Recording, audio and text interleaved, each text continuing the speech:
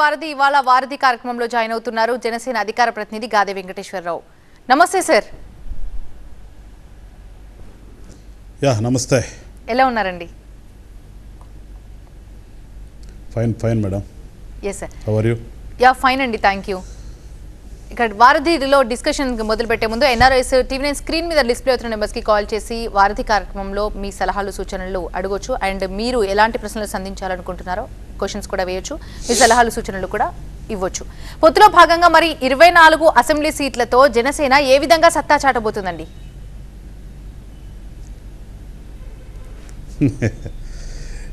ముందుగా మీకు అలానే వారధి కార్యక్రమ ప్రేక్షకులందరూ కూడా నమస్కారం. పొత్తు అన్నప్పుడే దానికి ఒక నిర్దిష్టమైనటువంటి సంఖ్య ఏమి ఉండదు. పొత్తుకి పొత్తు ఎప్పుడు కూడా 2 పార్టీలు కానీ 3 పార్టీలు కానీ ఉంటే వాళ్ళకు ఉన్నటువంటి బలాబలాలను బట్టి కానీ లేదంటే అక్కడ ఉన్నటువంటి పరిస్థితులకు అనుగుణంగా అడ్జస్ట్ చేసుకుంటాం. ఆ అడ్జస్ట్ చేసుకున్న తర్వాత ఏదైతే ఒక ఆలోచనతో ఒక ఆశయంతో ఉన్నామో ఆ ఆశయం ప్రకారం ముందుకెళ్తాం. అందుకని 24 తీసుకున్నామా 44 తీసుకున్నామా అనేది ఇక్కడ ఇమ్మెటీరియల్. మా గోల్ ఏంటి అనేదే ఇక్కడ మాకున్నటువంటి ప్రధానమైనటువంటి ఎజెండా. పవన్ కళ్యాణ్ గారి ఆశయం కానీ పవన్ కళ్యాణ్ గారి ఆలోచన కానీ ఏంటి, ఈ రాష్ట్రం బాగుండాలి, ఈ రాష్ట్రంలో ఉన్నటువంటి యువత భవిష్యత్తు బాగుండాలి, అంటే ఒక మంచి ప్రభుత్వం ఉండాలి. సో ఆ ప్రభుత్వాన్ని ఏర్పాటు చేయాలంటే ఇప్పుడున్నటువంటి రాజకీయ పరిస్థితుల్లో ఏ రకంగా ఉన్నాయో దానికి అనుగుణంగా ఒక నిర్ణయం తీసుకున్నాడు పొత్తు అనేది. సో మా ఆలోచన ఎంతసేపున రాష్ట్ర అభివృద్ధి ముఖ్యం. మాకు అక్కడ రాష్ట్రంలో ఉన్న ప్రజల సుఖశాంతులు ముఖ్యం.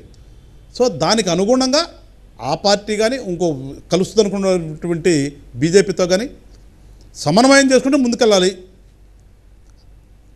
ఆ ముందుకెళ్ళే భాగంలో ఖచ్చితంగా ఉన్నటువంటి పరిస్థితులకు అనుగుణంగా ఆ 24 సీట్స్ అనేది తీసుకోవడం జరిగింది. ఖచ్చితంగా ఏదైతే మా ఆలోచన ఉందో ఆ ఆలోచనకు అనుగుణంగానే వెళ్తామో మాకు ఒక నమ్మకం ఉంది. ఈ రాష్ట్రంలో సుస్థిర ప్రభుత్వాన్ని ఏదైతే పొత్తు పెట్టుకున్నా ఈ పొత్తు పార్టీలతో కలిపి సాధిస్తాం. సాధించిన తర్వాత ప్రజలు మెచ్చుకుంటారు. పవన్ కళ్యాణ్ గారి యొక్క ఆలోచన కానీ పవన్ కళ్యాణ్ గారు తీసుకున్న నిర్ణయాన్ని కానీ ఖచ్చితంగా ప్రజలు రానున్నటువంటి రోజుల్లో ఏ రకంగా గౌరవిస్తారో ప్రజలు చూడబోతున్నారు. Yes sir.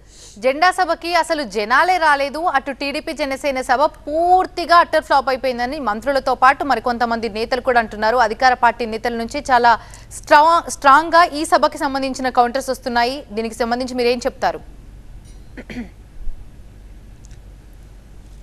నేను స్ట్రైట్గా అడుగుతున్నాను, ఎవరైతే కామెంట్ చేశారో ఆ మంత్రుల్ని ఒకసారి మీడియా ముఖంగా మీ శాఖ అంటే అడగండి.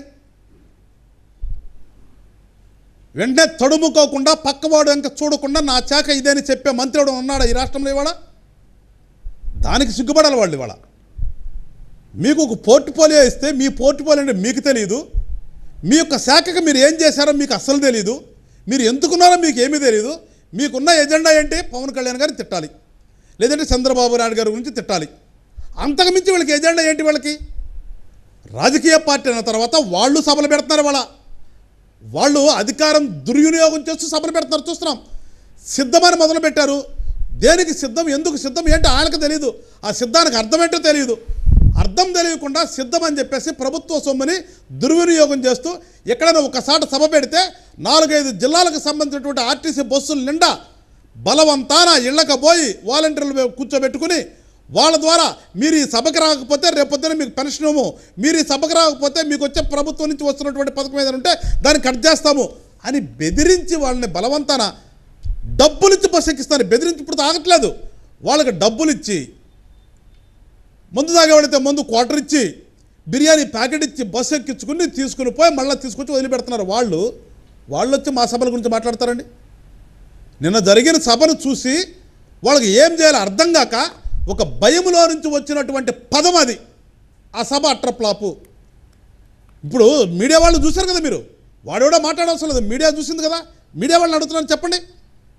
ఏ ఒక్క మీడియా అయినా సరే నిన్న జరిగినటువంటి సభ వాళ్ళ ప్రకారం వాళ్ళ భాషలో మాట్లాడదాం. అసలు రాజకీయ సభలు అట్రప్లాపులు అంటే సూపర్ ఇట్లా నాకు తెలియదు, కానీ వాళ్ళ భాషలో మాట్లాడదాం. ఎవరైనా ఒక్క మీడియా నుంచి ఈవెన్ వాళ్ళ సాక్షిశాలను కూడా అడుగుతున్నాను, వాళ్ళ సాక్షి రిపోర్టులను కూడా గుండె మీద చేసుకుని చెప్పనండి నిన్న జరిగినటువంటి సభ ఏ రకంగా జరిగిందో. అందుకని ఈ సోకాళ్ళు ఏదో బ్యాచ్ వాళ్ళ ఎజెండానే జనసేన పార్టీ అధినేతని తెలుగుదేశం పార్టీ అధినేతని తిట్టడం, అంతకుమించి వాళ్ళకి ఎజెండా లేదు. వాళ్ళ గురించి మనం పొద్దున్నే ఎందుకంటే చెప్పుకోవాల్సిన అవసరం కూడా లేదు. సరే, పొత్తులు కావచ్చు, సీట్ల సర్దుబాటు కావచ్చు, టికెట్ల కేటాయింపు అవ్వచ్చు, ఏదైతేనేం ఈ పరిణామాలను మీరు జనాలకు ఏ విధంగా చెప్పి ఏ విధంగా కన్విన్స్ చేయించి ఓట్లు రాబట్టుకునే ప్రయత్నం చేస్తుందంటారు జనసేన? ఇవాళ ఆంధ్ర రాష్ట్రంలో జనాల్ని మేము కన్విన్స్ చేయవలసిన అవసరం లేదు. ఎందుకంటే ముఖ్యమంత్రి హోదాలో కూర్చున్నటువంటి ఈ జగన్మోహన్ రెడ్డి గారి యొక్క పరిపాలన ఏ రకంగా చేశారనేది ఇవాళ ప్రజలందరూ కూడా గమనిస్తున్నారు, చూస్తున్నారు, అనుభవిస్తున్నారు. అనుభవించినప్పుడు ఇంకా మళ్ళీ మేము కన్విన్స్ చేయాల్సిన అవసరం ఉంది. They are waiting for opportunity. ఎప్పుడు ఎలక్షన్ వస్తుందా, మళ్ళీ మేము ఎప్పుడు తిరిగి జనసేన తెలుగుదేశం పొత్తుల యొక్క పార్టీలకి వాళ్ళ సింబల్స్ మీద ఓట్లేద్దామని జనం ఎదురు చూస్తున్నారు. ఎందుకంత ఈగర్గా వెయిట్ చేస్తున్నారు? ప్రధానంగా ఎలాంటి అంశాలు మీకు కలిసి వస్తాయి అనుకుంటున్నారు? వాళ్ళు ఈగర్గా ఎప్పుడు ఎలక్షన్స్ వస్తాయో ఎప్పుడు ఓట్లేద్దాం అన్నట్టు ఎందుకంత క్యూరియస్ గా వెయిట్ చేస్తున్నారు అనుకుంటున్నారు? ఏముందండి, రాష్ట్రంలో రాజధాని లేని రాష్ట్రం. మనం మాట్లాడుకుంటూ పోతే మొదలు పెడితే చాలా మంది చెప్పడానికి ఉన్నటువంటి రాజధానిని నాశనం చేశారు. రాజధానిని తీసేయటమే కదా అసలు. 3 రాజధానులు అన్నాడు. ఇవాళకి ఏమైనా ఉందో దానికి ఏమి లేదు సంబంధించి. 3 రాజధానుల గురించి ఎక్కడ కూడా రోడ్డు వేసింది తెలీదు, ఎక్కడ రోడ్డు మ్యాప్ లేదు దానికి. ఇవాళ యువత అందరూ కూడా చదువుకుని ఉద్యోగం కావాలంటే అటుపక్కన ఉన్నటువంటి తెలంగాణ రాష్ట్రమో, ఇటుపక్కన ఉన్నటువంటి బెంగళూరు, అటుపక్కన ఉన్నటువంటి చెన్నైయో లేదంటే పూణేనో పోవాల్సిన పరిస్థితి ఉంది. ఈ రాష్ట్రంలో చదువుకున్నటువంటి పిల్లలకి ఎవరికి కూడా ఉద్యోగం కల్పించే పరిస్థితి లేదు. ఎలాంటి పరిశ్రమ లేదు, ఎలాంటి ఇన్స్టిట్యూట్లు లేవు. అట్లా చెప్పుకుంటే చాలా ఉండండి. ఒకటి కదండి, రైతుల పరిస్థితి ఏంటి? రైతు భరోసా కేంద్రాన్ని పెద్ద ఎత్తున పెట్టాడు. ఏ ఒక్క రైతుకి ఆ భరోసా కేంద్రం నుంచి భరోసా కల్పించలేదు. పండించినటువంటి పంటకి గిట్టుబాటు ధర లేదు. చూస్తే ఇది అంటాడే, చూస్తే కొనపోతే కొరివి అమ్మపోతే అడివని ఆ రకంగా తయారైంది వాళ్ళ రైతుల పరిస్థితి. ఇరిగేషన్ నాశనం చేశారు. ఎక్కడ ఒక పంట కాలువ లేదు, డ్రైనేజ్ లేదు. ఒక గట్టిగా వర్షాలు పడితే ముప్పేటి పోవాలో తెలియదు. వర్షాలు పడకపోతే కాలువ అంటే నీళ్ళు వచ్చే పరిస్థితి లేదు. ఏ ఒక్క సెక్టార్ తీసుకున్నా, ఏ సెక్టార్ తీసుకున్నా నాడు నేడని మొదలుపెట్టారు. ఈ రోజుకి కూడా స్కూల్స్ని పగలగొట్టినట్టుగా ఉన్నాయి. కొన్నిసార్లు రంగులు వేసుకుని వాటిని చూపించి నేనేదో ఇంగ్లీష్ మీడియం పెట్టేశాను. రకరకాలు అసలు ఏ ఒక్క సెక్టార్ తీసుకున్నా చెప్పగలుగుతాను. బీసీ సప్లైలు అన్నాడు, బీసీ సంక్షేమం అన్నాడు, ఎటుపోయింది తెలీదు. ఎస్సీలు ఎస్టీలు అన్నాడు, వాళ్ళ గురించి చూసాం. డోర్ డెలివరీ చేస్తాడు చెప్తే వాళ్ళు చేసింది ఏం లేదు. ఇట్లా ఏ ఒకటి కాదండి. అసలు చెప్పుకుంటూ పోతే వాళ్ళ మేనిఫెస్టోనే, వైఎస్ఆర్ పార్టీ రూపొందించినటువంటి మేనిఫెస్టోని ఎదురుగా పెట్టుకుంటే ఆ మేనిఫెస్టోలో ఈయన చెప్తున్నాడు ఇవాళ 99 పూర్తి చేశారని. ఆ మిగిలిపోయిన ఒకటి చెప్పానండి అని నేను చెప్తాను. 99 మిగిలిపోయిన ఈయన ఒకటి కూడా చేయలేదు నేను చెప్పగలుగుతా. కానీ అదే పార్టీ నుంచి ఇవాళ వచ్చి మాట్లాడుతున్నారే, మీడియా ముందుకు వచ్చి మాట్లాడే సూపర్ బుద్ధులందరూ ఒక్కటి రమ్మనండి, ఛాలెంజ్ చేస్తున్నారు. ఒక్కళ్ళు రమ్మనండి, ఛాలెంజ్ చేస్తారు. వాళ్ళ మేనిఫెస్టోనే ఏమవసరం, వాళ్ళ మేనిఫెస్టో పెట్టుకుందాం. ఎందుకంటే మాట్లాడుతుంటాడు కదా, మా మేనిఫెస్టో నాకు భగవద్గీత, నాకు ఖురాను, నాకు బైబిల్ అంటాడు కదా. ఆ భగవద్గీతని, ఖురాన్ని, బైబిల్ని పెట్టుకుని కూర్చోమనండి. దాంట్లో ఏమి వీళ్ళు చేశారో 99 అంటే నేను చెప్తాను. వాళ్ళు కూడా అవి పెట్టుకోవాలి. రాజకీయ పెట్టిన తర్వాత దమ్ము ధైర్యం అంటే ఇలాంటి గురించి కావాలి. అంతేగాని వాళ్ళు ఏదో సభ పెట్టారు, అట్రప్లాపు, పవన్ కళ్యాణ్ గారును చంద్రబాబు నాయుడు గారితో ఏదో అమ్మేస్తారు, ఇవి కాదు మాట్లాడుతుంది. నేను చెప్తున్నాను. అందుకని ఎందుకు ఎగురుకున్నారంటే వాళ్ళ మేనిఫెస్టోనే ఒక్కటి కూడా జరగకపోగా ఇంతకు ముందు ఈ రాష్ట్రంలో బతుకుతున్నటువంటి బ్రతుకుకి ఇవాళకి ఎంత వేరియేషను, ఎంత ఖర్చు పెరిగిపోయింది. ఇవాళ ఆ రోజున 60 రూపాయలు ఉన్నటువంటిది ఇవాళ 160 రూపాయలు అయింది. ఆ రోజున 100 రూపాయలు ఉన్నటువంటిది ఇవాళ 200 అయింది. ఆ రోజున బాధుడు అని చెప్పేసి దీర్ఘాలు తీసిన వ్యక్తి ఇవాళ ఎంత బాధుడు పెరిగింది, ఎన్ని రెట్లు బాధుడు పెరిగింది. ఏది తీసుకున్నా కానీ చెప్పగలుగుతాం మేము. అందుకని మేమేదో ప్రజలకు చెప్పాల్సిన అవసరం లేదు. ప్రజలు తెలుసుకున్నారు, గమనిస్తున్నారు, చూస్తూ ఉన్నారు కనుక ఖచ్చితంగా వాళ్ళకి ఏ రకంగా బుద్ధి చెప్పారు ఆ రకంగా బుద్ధి చెప్తారు. ఆ భయములో నుంచి వచ్చిన మాటలు వాళ్ళు వచ్చేసైనా మా గురించి, మా నాయకుడి గురించి పర్సనల్ అటాకులు ఇవి మాట్లాడుతున్నారు చెప్తే వాస్తవంగా ఒక రాజకీయ పార్టీగా ప్రజాస్వామ్యంలో ఎట్లా ఆరోపణలు చేయాలి అనేది వాళ్ళకి తెలిస్తే ఖచ్చితంగా ప్రజలు ఆశీర్వదించేవాళ్ళం. ఇవాళ మాట్లాడితే ఏమంటే నేను 30 సంవత్సరాలు ఉండాలి, నా ఫోటో మీ ఇంట్లో ఉండాలి అంటాడే. అది 3 రోజులకే. ఆయన ముఖ్యమంత్రి అయిన తర్వాత 3 రోజులకే ఆయన మీద విరక్తి వచ్చింది రాష్ట్రంలో. కానీ చేయగలిగింది ఏంలే. 5 సంవత్సరాలు వెయిట్ చేయాల్సిందే. ప్రజలు అందుకని వెయిట్ చేశారు. రేపు వచ్చే నెలలోనో పై వచ్చే నెలలో ఎలక్షన్ జరిగితే ఎలా తీర్పు ఇవ్వాలో అలాంటి తీర్పు ఇవ్వడానికి సిద్ధంగా ఉన్నారు ప్రజలు. సిద్ధమని వాళ్ళు అంటుంటే మీరు యుద్ధం అంటున్నారు. మరి వాళ్ళంత సిద్ధంగా ఉన్నప్పుడు ఈ యుద్ధంతో మీరు ఏ విధంగా వెళ్ళబోతున్నారు? ఈసారి జనసేన ఎన్ని సీట్లతో మీ యుద్ధంలో భాగంగా అసెంబ్లీలో ఎన్ని సీట్లతో అడుగుపెట్టబోతుంది? అసెంబ్లీకి 24 out of 24 ఖచ్చితంగా గెలుస్తాం మేము. ఆ 24 ఏదైతే మా నాయకుడు ఒప్పుకొని తీసుకుంటో 24 ఎమ్మెల్యేస్ 3 పార్లమెంట్లు తీసుకుంటే 3 ఎంపీలు కూడా అక్కడ పార్లమెంట్లో అడుగు పెడతారు. ఇక్కడ 24 మెంబర్స్ ఇక్కడ అసెంబ్లీ కూడా అడుగు పెడతారు. దాంట్లో ఎలాంటి సందేహం కూడా లేదు. ఎందుకంటే ఆయన సిద్ధం అంటాను. నేను చెప్పాను అందాక దేనికి సిద్ధం? ఆయన కనుక మాట తెప్పం మడం తెప్పని ఒక ట్యాగ్లైన్ కదా, అదే కనుక నిజమైతే వాళ్ళు చెప్పినట్టుగా మా వాడు సింహం సింహం అంటారు కదా, నిజమైతుంది. నేను చెప్తున్నాను సిద్ధపడమనండి. వాళ్ళ మేనిఫెస్టో మీద డిబేట్ కూర్చుందాను, దానికి సిద్ధమేమో అనుకోమనండి. వాళ్ళని సిద్ధం వాళ్ళ యొక్క పనుల మీద నేను ఛాలెంజ్ చేస్తున్నా, దానికి సిద్ధమేమన్నా రమ్మనండి వాళ్ళని. అందుకని ప్రజలు ఏ టైంలో ఎలా బుద్ధి చెప్పాలో వాళ్ళకి బుద్ధి చెప్తానికి సిద్ధంగా ఉన్నారండి వాళ్ళు. ఈ అలయన్స్ అనేది మీకు ఎంతవరకు హెల్ప్ అవుతుందంటారు? ఎనలిస్టులు ఏమో 50 నుంచి 60% గెలుపు అవకాశాలు ఉంటాయని చెప్తున్నారు. ఒక రకంగా మీరు మీ ప్రయత్నాల్లో భాగంగా ఇప్పుడు మీరు చెప్తున్నారు 24 out of 24 వస్తాయని చెప్తున్నారు. కానీ అభ్యర్థుల సెలక్షనే సరిగా లేదని కూడా విమర్శలు వస్తున్నాయి. నిజంగానే అలాంటి పొరపాట్లు ఏమైనా జరిగాయా అక్కడక్కడ? మా నాయకుడు ఇవాళ ప్రకటించింది అవుట్ ఆఫ్ 24లో 5 ప్రకటించింది, ఇంకా 19 ప్రకటించాల్సి ఉంది. సో అభ్యర్థుల ప్రకటన సరిగా లేదని వాళ్ళు ఎట్లా చెప్తారు? ఇంకా అసలు బయట ప్రకటించిన క్యాండిడేట్స్ విషయంలోనే అభ్యర్థుల సెలక్షన్ సరిగా లేదంటున్నారు. ఇంటర్నల్ గా కొన్ని పేర్లు బయటకు వచ్చినప్పుడు ఈ మాటలైతే ఎక్కువగా వినిపిస్తున్నాయి. సోషల్ మీడియా వార్ కూడా జరుగుతుంది ఒక రకంగా. దీనికి సంబంధించి మీరు ఏమంటారు? మీ కమెంట్ ఏంటి? ఇప్పుడు వైఎస్ఆర్ పార్టీ బేస్ అయిందే సోషల్ మీడియా మీద. 250 యూట్యూబ్ ఛానల్స్ ఉన్నాయని చెప్తున్నారు. ఆయన ఎవరు సజ్జల రామకృష్ణారెడ్డి గారు కొడుకేదో దానికి ప్రాతినిధ్యం వహిస్తారట. ఇలా వాళ్ళు బతుకంతా కూడా ఈ ఫేక్ న్యూస్ని ఈ సోషల్ మీడియాలో ఎక్స్పోజ్ చేస్తూ వాళ్ళు బతుకుతున్నారు. వాళ్ళు ప్రజలు ఏదో నమ్మించే ప్రయత్నం చేస్తున్నారు. కానీ వాళ్ళకి తెలియంది ఏంటంటే ఈ సోషల్ మీడియా చూస్తున్నటువంటి శాతం ఎంత, సోషల్ మీడియాను చూడకుండా వాస్తవాన్ని గ్రహిస్తున్నటువంటి శాతం ఎంతో వాళ్ళకి రేపు ఎలక్షన్ తర్వాత తెలుస్తుంది వాళ్ళకి.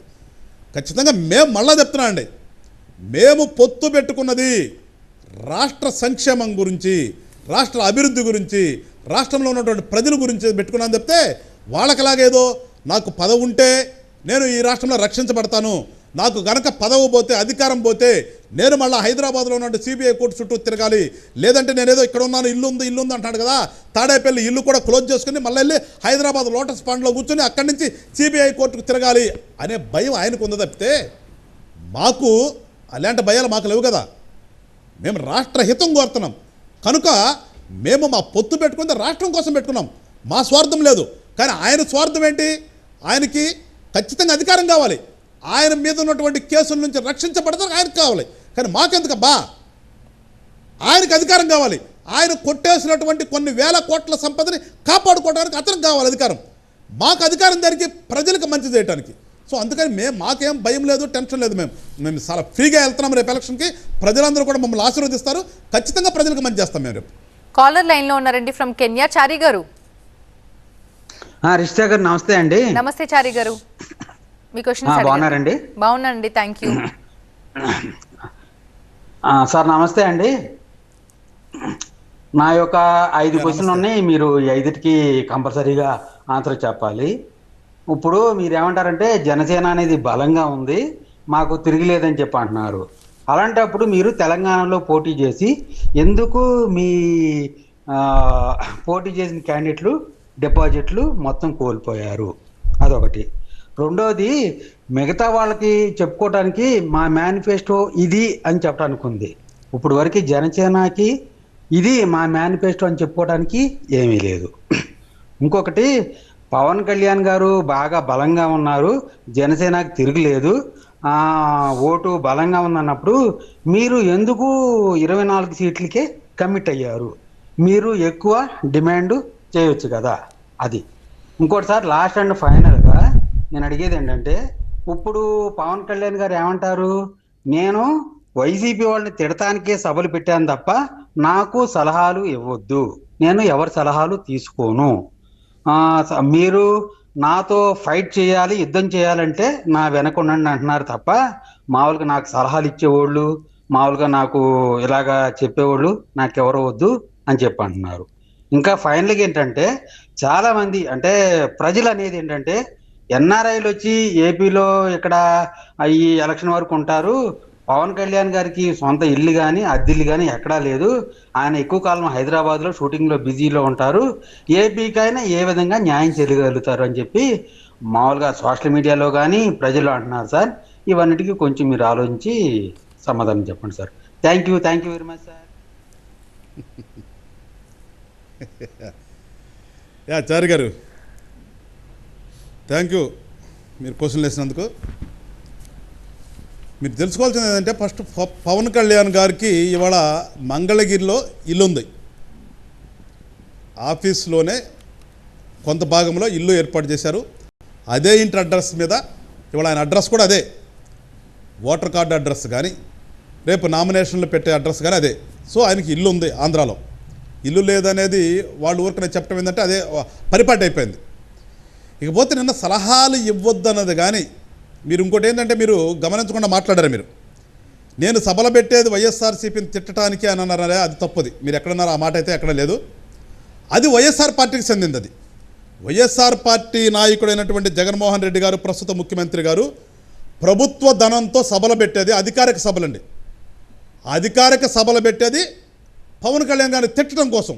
మీరు అది మర్చిపోయి దాన్ని రివర్స్గా అడిగినట్టున్నారు. ఎందుకంటే పాప ఆయన పాలసీ రివర్స్ పాలసీ, మీరు గబక నా రివర్స్లో వచ్చినట్టున్నారు. ముఖ్యమంత్రి గారు పెట్టేది సభలు అధికారిక డబ్బుతో ప్రజల సొమ్ముతో పెట్టే సభ పవన్ కళ్యాణ్ గారిని తిట్టడానికి. కానీ మేము ఎక్కడా వైఎస్ఆర్ పార్టీ వాళ్ళు తిడతానే పెడతామని లేదు. ఒక రాజకీయ పార్టీగా రాజకీయాలు మాట్లాడేటప్పుడు ఖచ్చితంగా ఆపోజిషన్ పార్టీ మీద కొంత మాట్లాడతాం. అది మా లిమిట్స్లో మాట్లాడతాం. మేము విఘ్నతతో మాట్లాడతాం, సంస్కారంతో మాట్లాడతాం. మేము ఎక్కడా కూడా సంస్కారహీనంగా పవన్ కళ్యాణ్ గారు ఎప్పుడు కూడా మాట్లాడలేదు. సంస్కారహీనంగా మాట్లాడిన దానికి కౌంటర్గా మాట్లాడాం. ఇకపోతే సలహాలు ఇవ్వద్దన్నది ప్రజల్నే కాదు, ఎన్ఆర్ఐలనే కాదు, ఎవరిని కాదండి సలహాలు ఇవ్వద్దండి. ఎవరైతే లెటర్లు రిలీజ్ చేస్తున్నారో కొంతమంది, మీరు కూడా సోషల్ మీడియాలో చూస్తుంటారు, వాళ్ళ గురించి మాట్లాడాడు. ఇంట్లో కూర్చుని ఇప్పుడు మా పార్టీ కార్యకర్త మాకు చెప్తే మేము వింటాం, మా పార్టీ నాయకులు మాకు చెప్తే మేము వింటాం. కానీ మాకు సంబంధం లేకుండా మాట్లాడుతున్నాను చూడండి. మా పార్టీ ఇప్పుడు మా ఇంట్లో ఏంటనేది మేము మాట్లాడుకుంటాం, మా సభ్యులు మాట్లాడుకుంటాం, మా కుటుంబ సభ్యులు మాట్లాడుకుంటాం. అంతేగాని నా కుటుంబంలో జరిగేదాన్ని థర్డ్ పర్సన్ చెప్పలేరు కదా. థర్డ్ పర్సన్ చెప్తే స్వీకరిస్తారా? నేను ఇప్పుడు మీరు కెనియాలో ఉంటున్నారు, మీరు చేసే ఉద్యోగం మానేసి ఇంకో ఉద్యోగం బట్టి మీరు వెళ్తారా? వెళ్ళరు కదా. అది అసలు అసందర్భం కదా. అదే టైప్లో ఎవరైతే సోషల్ మీడియాలు ఇస్తున్నారు చూడండి, మీరు చెప్పారు ఆ సోషల్ మీడియాలు ఇస్తున్న వాళ్ళకి మాట్లాడిన మాట తప్పితే ఎక్కడా కూడా పవన్ కళ్యాణ్ గారు మాకు సలహాలు వద్దు, ప్రజల్ని ఏదో మీరు అన్నట్టుగా తిడతానికి అనేది తప్పు. ఒకసారి మీరు అర్థం చేసుకోండి ఎప్పుడైనా సరే. ఇకపోతే మాకు బలము ఉంది, మళ్ళా చెప్తున్నాం, జనసేనకి బలం ఉంది. కానీ ఈ రాష్ట్రంలో ఇవాళ ఉన్నటువంటి పరిస్థితుల్లో ఒక సుస్థిర ప్రభుత్వం కావాలి కనుక ఓటు శీలనవ్వను అనే ఒక నినాదం ఎత్తుకున్నాం. అది కూడా ప్రజల కోసం. మళ్ళీ చెప్తున్నాం, ఆంధ్ర రాష్ట్ర అభివృద్ధి కోసం ఆ మాట మాట్లాడాడు. ఆ మాటకు నిలబడి ఇవాళ మేము పొత్తుకెళ్తున్నాం. మేము అంతేగాని మేమేదో సింగిల్గా పోటీ చేయలేక కాదు, సింగిల్గా అభ్యర్థులు దొరక్క కాదు. మా జయము, మాకు అధికారం ధ్యేయం కాదు. మాకు అధికారం అనేది ప్రజలకు మంచి చేయడం కోసం. దాని గురించి ఆలోచించే ఇవాళ మేము ఒక నిర్ణయం తీసుకున్నాం. మా నాయకుడు ఆ నిర్ణయానికి అనుగుణంగా వెళ్తున్నాం. మేము మళ్ళా చెప్తున్నాం, మేము ఆంధ్ర రాష్ట్ర అభివృద్ధి కోసం ఇవాళ మేము పొత్తుకెళ్ళామని చెప్తే ఇక్కడ రాజకీయాలు చేసేసేసి మా బలం మీద నిరూపించుకోవడం కాదు. మా వచ్చిన అన్నటువంటి మా ఆలోచన కానీ, జనసేన పార్టీ పుట్టుక కానీ, ఈ రాష్ట్ర భవిష్యత్తు, ఈ రాష్ట్రంలో మంచి చేయాలి, రాజకీయ నాయకుడు మంచి చేయాలి. కానీ రాజకీయ నాయకుడు అధికారం వచ్చిన తర్వాత సంపాదించుకోవటమే పరమావధి అనే సూత్రం వైఎస్ఆర్ పార్టీది. బెహరూన్ నుంచి కాలర్ లైన్ లో ఉన్నారు. రాజేష్ కాల్ తీసుకొని కంటిన్యూ చేద్దామండి. రాజేష్ గారు, ఎస్ ప్లీజ్. హలో, ఎస్ అండి, మీ క్వశ్చన్స్ అడగండి. గుడ్ ఈవినింగ్ అండి. Good evening. గుడ్ ఈవినింగ్ అండి. హలో అండి, చెప్పండి. టీవీ వాల్యూమ్ మ్యూట్ చేయండి రాజేష్ గారు. గుడ్ మార్నింగ్ అండి. టీవీ వాల్యూమ్ మ్యూట్ చేసి మీ క్వశ్చన్స్ అడగండి ఫోన్ లో. నమస్కారం. నమస్తే అండి. ఇప్పుడు పవన్ కళ్యాణ్ గారు అంటే నాకు చాలా అభిమానం అండి. 2014 నుంచి. Thank you. ఓకేనా. పవన్ కళ్యాణ్ గారు అంటే మాకు చాలా అభిమానం అండి. 2014 నుంచి ఆయన పార్టీ పెట్టినప్పటి నుంచి ఆయన ఫ్యాన్స్ గా మేము ఆంధ్రప్రదేశ్ లో మేము ఆయన వెంట ఉన్నామండి, మేము కానీ అతని ఫ్యాన్స్ కానీ అన్ని కానీ. కానీ 2014లో ఆయన పార్టీ పెట్టినప్పుడు మాకు చాలా ఆనందం వేసిందండి. కానీ 2019లోని ఆయన సొంతంగా పోటీ చేసినప్పుడు కూడా ఆయన వెనకతలే ఉన్నామండి మేము. కానీ మళ్ళీ ఇప్పుడు పార్టీ పొత్తు పెట్టుకున్నారండి. ఆయన ఏదంటే మాకు అది అభిమానం అండి ఫ్యాన్స్ కన్నా. పవన్ కళ్యాణ్ గారు ఎలా దారేస్తే దాని వెనకతలు మేము వెళ్తామండి మేము. కానీ ఇప్పుడు 2024లో గెలిచిన తర్వాత టీడీపీ గానండి మళ్ళీ వచ్చే ఎలక్షన్లకి మళ్ళీ పవన్ కళ్యాణ్ గారు సొంతంగా పోటీ చేస్తారండి, మళ్ళీ ఇదే పొత్తులో కంటిన్యూ అవుతారండి. యా, పవన్ కళ్యాణ్ గారి మీద అభిమానం, పార్టీ మీద అభిమానానికి ముందుగా ధన్యవాదాలు రాజేష్ గారు. ఇవాళ ఆంధ్ర రాష్ట్రంలో పరిస్థితులు మీకు తెలుసు. మీకు ఆంధ్ర రాష్ట్రం ఎట్లా ఉంది, ఆంధ్ర రాష్ట్రం విభజింపబడిన తర్వాత ఒక టర్మ్ ఒక ప్రభుత్వంలో ఒక పార్టీ అధికారం చేసిన తర్వాత ఏదో కొంతవరకు పిల్లర్స్ వేస్తే వీళ్ళు వచ్చి ఆ పిల్లర్స్ని పగలగొట్టారు. రాష్ట్రం ఇలా ఏ పరిస్థితిలో ఉందో మీ అందరూ కూడా గమనిస్తూనే ఉన్నారు బ్రదర్. గమనిస్తున్న దాని మీద మా యొక్క జనసేన నాయకుడి యొక్క ఆలోచన ఈ రాష్ట్రం బాగుండాలని ఒక ఆలోచనతో పార్టీ పెట్టాడు కాబట్టి ఆ ఆలోచనకు అనుగుణంగా వాళ్ళ పొత్తు పెట్టుకుని వెళ్ళడం జరిగింది. రేపు 24 తర్వాత అప్పుడున్నటువంటి పరిస్థితిని బట్టి ఖచ్చితంగా మేబీ మీరు అన్నట్టుగా ఈ పొత్తు అట్లా కొంతకాలం కంటిన్యూ అవ్వచ్చేమో. ఎందుకంటే మంచి ఎప్పుడు కూడా మేము పోయినసారి కూడా పవన్ కళ్యాణ్ చూడండి, అప్పుడు ఏదో వాళ్ళు తప్పు చేస్తున్నారని క్రిటిసైజ్ చేశాడు. ఎప్పుడైతే ఈ రాష్ట్రంలో ఇబ్బంది జరిగే పరిస్థితి ఒక పార్టీ తీసుకొస్తే ఖచ్చితంగా మేము దానికి వ్యతిరేకంగా మాట్లాడతాం. ఇప్పుడు కూడా రేపు 24 తర్వాత ఖచ్చితంగా ఒక మంచి ఆలోచనతో రెండు పార్టీలు కలిసి వెళ్తున్నాం కాబట్టి ఈ కలయిక కొన్ని సంవత్సరాలు అట్లా ఉండాలని చెప్పేసి మేము కూడా కోరుకుంటాం. ఎందుకంటే రాజకీయ పార్టీలు ఎప్పుడూ కూడా టెన్షన్ లేకుండా ఉంటే ఒక మంచి చేయాలని ఆలోచన వస్తుంది. అందుకనే ఇవాళ ఓట్లు చేయకూడదు, ఒక సుస్థిర ప్రభుత్వం ఉండాలనే ఒక ఆలోచనతో ఇవాళ పవన్ కళ్యాణ్ గారు ఆ నిర్ణయం తీసుకుని రేపు వెళ్తున్నాం. కాబట్టి కొంతకాలం వరకు ఉండాలని మేము కోరుకుంటున్నాం. కొంతకాలం ఉంటేనే రాష్ట్రం బాగుపడుతుందని ఒక ఆలోచనతున్నాం. కాబట్టి వచ్చే ఎలక్షన్ కూడా తర్వాత వచ్చే ఎలక్షన్ కూడా కలిసి వెళ్ళొచ్చు, దాంట్లో ఎలాంటి సందేహం లేదు. ఫ్యూచర్ గురించి మనం ఇప్పుడే చెప్పను కూడా లేము కాబట్టి నేనైతే మంచి జరగాలనే మేము కోరుకుంటున్నామండి ఎప్పుడు కూడా. ఎస్ వెంకటేశ్వరరావు గారు, ఎస్ మరి గోదావరి జిల్లాలో వ్యక్తమవుతున్నటువంటి అసంతృప్తిని మీరు ఎలా అధిగమించబోతున్నారు? అటు రాజమండ్రి రూరల్లో మీ పార్టీ నేత కందుల దుర్గేకి కూడా ఇబ్బందికర పరిస్థితులు ఉన్నట్టు తెలుస్తోంది. మరి ఆయన్ని నిడదవోలకు వెళ్ళమంటే అక్కడ టీడీపీ క్యాడర్ నుంచి కూడా అపోజిషన్ వ్యతిరేకత అయితే వ్యక్తమవుతున్నట్టు తెలుస్తోంది. మరి ఇలాంటి సంక్లిష్ట పరిస్థితులని మీరు ఎలా అధిగమించబోతున్నారు? ఇప్పుడు రాజకీయాల్లో ఎప్పుడు కూడా ఎట్లుంటుందండి, నాయకుడు అన్న తర్వాత స్వార్థం ఉంటుంది. ఖచ్చితంగా రాజకీయాల్లో స్వార్థం లేకుండా ఎవరు రారు.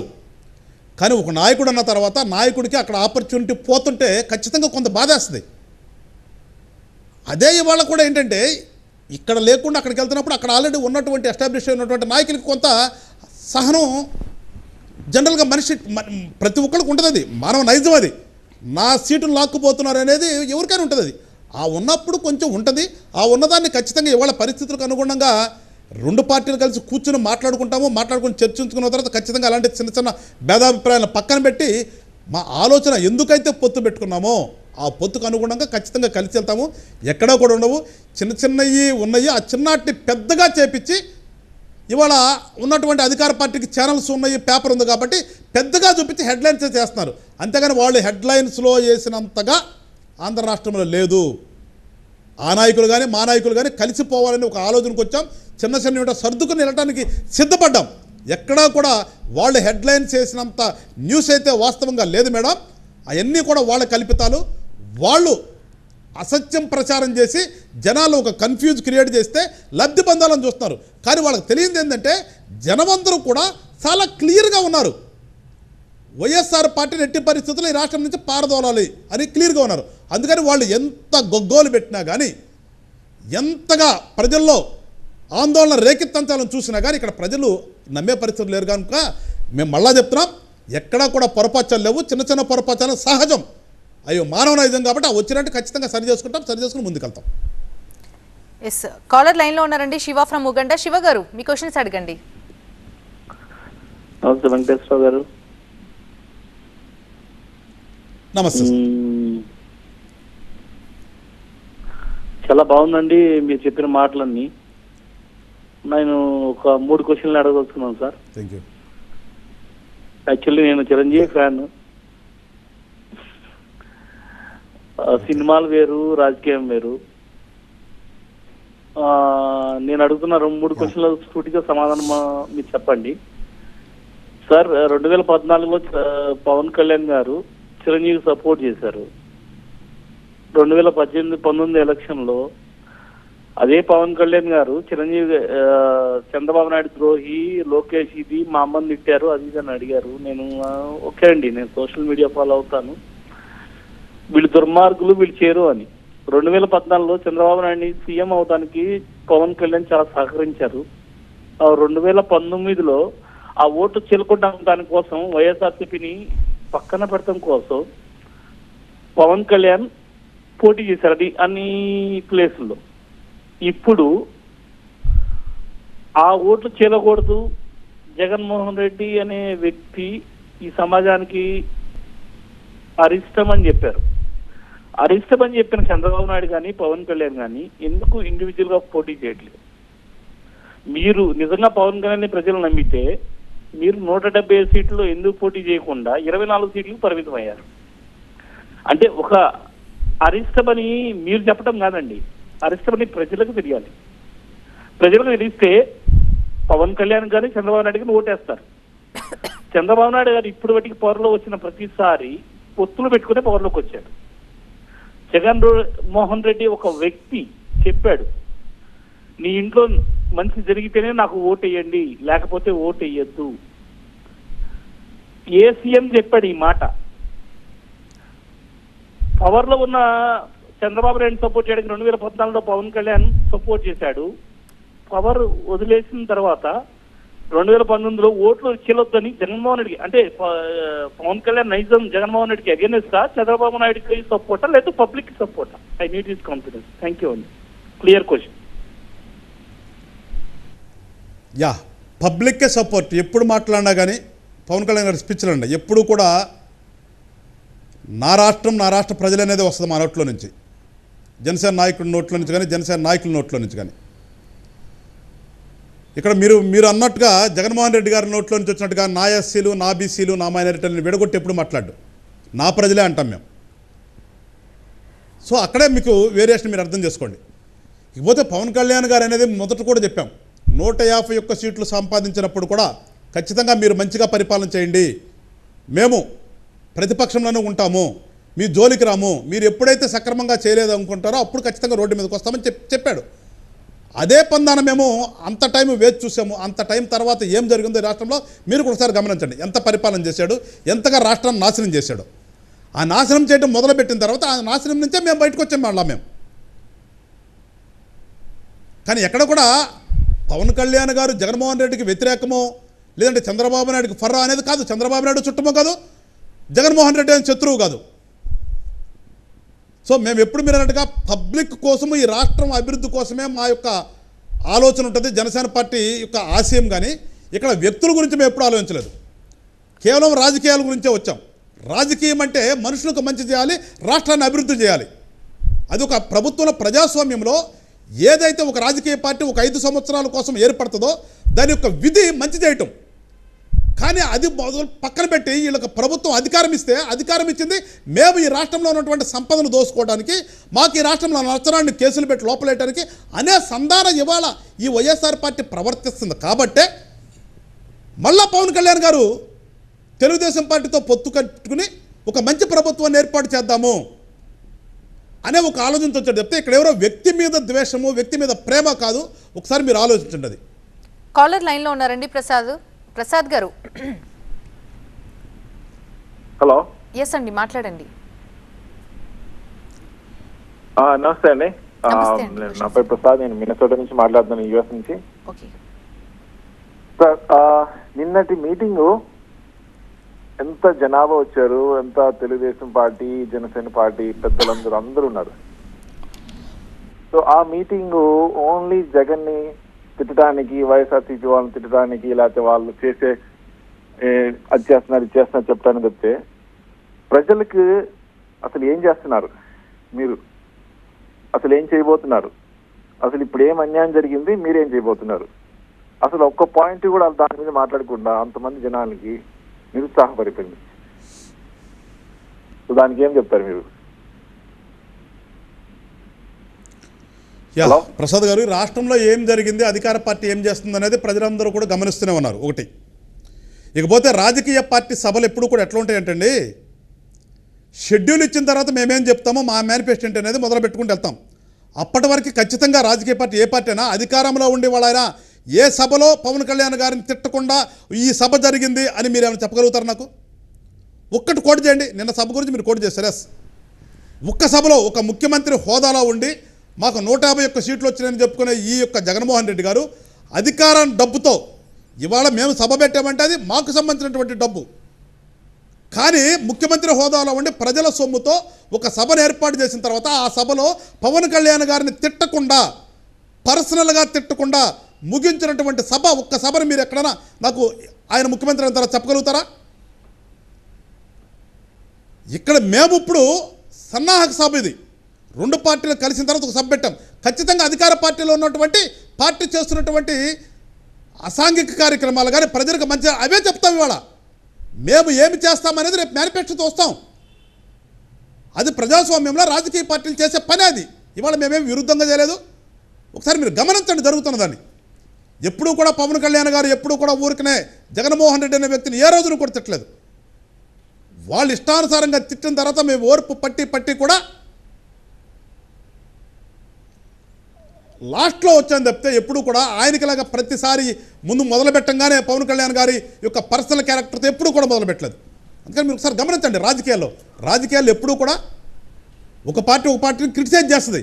అది దేని మీద ఉండాలి? పాలసీల మీద ఉండాలి.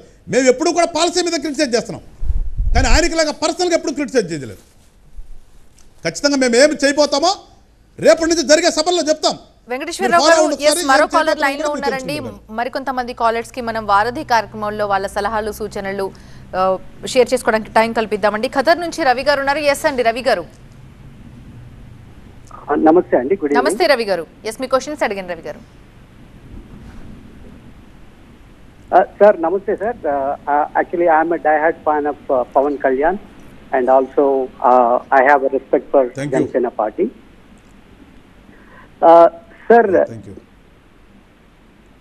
సార్ ఇది ఎడ్యుకేటెడ్ కానీ లేకపోతే అర్బన్ ప్లేసెస్ లో ఉన్నది, టౌన్స్ సిటీస్ లో అంతా కూడా I'm sure they understand the policies of Janasena and TDP, right? Pawan Kalyan is very clear and he has been educating all through, but the current ruling party is stinking rich, sir. Adi meeku andarki telusu, right?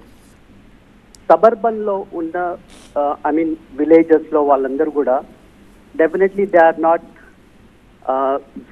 what should I say, like they are not very educated, right? Most of them are illiterate, I would say. So vallani definite ga at the point of elections, right, which is an open secret, everybody knows, వాళ్ళని డబ్బు పెట్టి డెఫినెట్గా వాళ్ళని mesmerise చేసి vote వేయించుకోవచ్చు, right? There is a high possibility. How do you think Janasena party can overcome this situation? ఎందుకంటే for sure Janasena party దగ్గర డబ్బులు లేవు సార్, అది అందరు తెలిసిందే. ఇప్పుడు మన ఏపీలో కానివ్వండి, లేకపోతే తెలంగాణలో కానివ్వండి, లేకపోతే ఎన్ఆర్ఎస్ మాలాంటి వాళ్ళు కానివ్వండి, మేమేదో మాతోటి అయినంత మేము దాంట్లోకి ఫండింగ్ చేసుకుంటా ఉన్నాం. బట్ ఇది సరిపోదు. మీరు సబర్బన్లో ఎట్లా చేయగలుగుతారు సార్? అర్బన్లో ఫైన్, మాలాంటి ఎడ్యుకేటెడ్ పీపుల్ ఉన్నారు, they understand. But I don't know really సబర్బన్లో వాళ్ళు చేస్తారు అనేసి. ఎందుకంటే ఆ రోజు ఆ టైంలో వాళ్ళకి లిక్కర్ కానివ్వండి, ఆ ఫుడ్ కానివ్వండి, whatever they will supply, they will mesmerise those guys. ఈ సిచ్యుయేషన్ ని మీరు ఎట్లా ఓవర్కమ్ చేస్తారు సార్? రవి గారు, మీరు అన్నది అక్షర సత్యం. ఇవాళ అధికారంలో ఉన్నటువంటి వైఎస్ఆర్ పార్టీ వాళ్ళు నమ్ముకుంది డబ్బునే. వాళ్ళు పూర్తిగా మీరు అన్నట్టుగా మనీని, లిక్కర్ని నమ్ముకున్నారు. వాళ్ళు వాటితోనే రాజకీయం చేయాలని చెప్పేసి వాళ్ళ ఒక జిల్లా నుంచి ఇంకో జిల్లాకి మారుస్తున్నారు, ఒక నియోజకవర్గం నుంచి ఇంకో నియోజకవర్గం మార్చడం కానీ ఇవన్నీ కూడా ట్రాన్స్ఫర్లు అన్నీ కూడా దానికి అనుగుణంగానే. ఆయన చెప్పేది వేరు, చేస్తున్నది వేరు. ఇక్కడ ఒక పక్కన ఏమంటాడు, పేదలకి పెత్తందారులకు పోటీ, మేము పేదల పక్షాన ఉన్నాము, జనసేన తెలుగుదేశం పెత్తందారులు అని చెప్పి ఈయన 100 కోట్లు లేనటువంటి వ్యక్తికి ఎక్కడైనా ఒక్కళ్ళకి సీట్ ఇచ్చిన సందర్భం చూపించండి ఈ రాష్ట్రంలో. ఎక్కడా కూడా 100 కోట్లు లేనటువంటి వాళ్ళకి సీట్లు ఇచ్చిన పాపన పోలేదు ఈయన.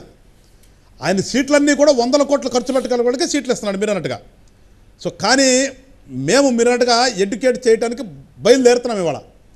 మీటింగుల ద్వారా మా నాయకులు గ్రామాల్లో తిరుగుతూ కూడా ఇవాళ ఉన్నటువంటి పరిస్థితి, ఓటుకు డబ్బు తీసుకుంటే ఓటుకు డబ్బు వాళ్ళు ఎంత ఇస్తున్నారు, ఆ డబ్బులు తీసుకున్నందువల్ల 5 సంవత్సరాల్లో మనం ఎంత నష్టపోతున్నాము, ఇలాంటి అన్నీ కూడా ఎడ్యుకేట్ చేస్తూ మేము ఖచ్చితంగా జనాల్ని నమ్మించి ఆ డబ్బు అనే పదాన్ని ఓవర్కమ్ అయ్యి ఖచ్చితంగా ఈ రాష్ట్రంలో ఒక మంచి కోసం పోరాడటానికి వచ్చాం కాబట్టి ఖచ్చితంగా ఓవర్కమ్ అవుతాము.